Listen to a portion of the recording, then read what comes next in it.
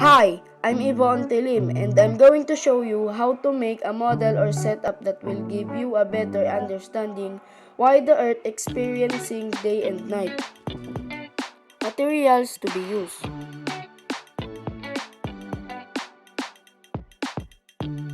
Cover the box with black cartolina.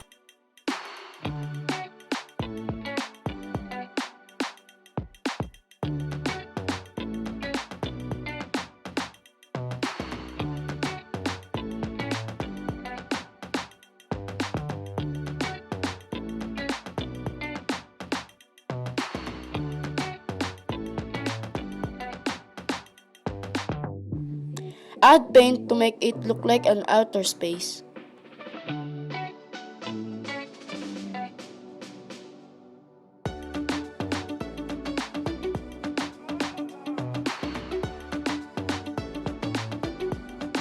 Set up the bulb. This will serve as the sunlight.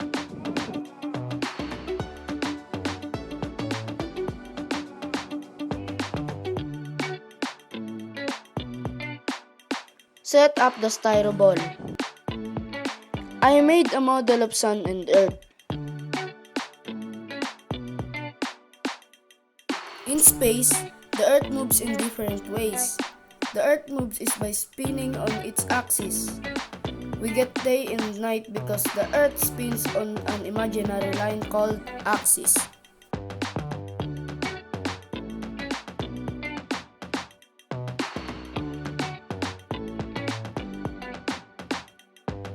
The Earth orbits once every 365 and 1/4 days and rotates about its axis once every 24 hours. The repeating rotation of the Earth is why we experience the daily pattern of day and night.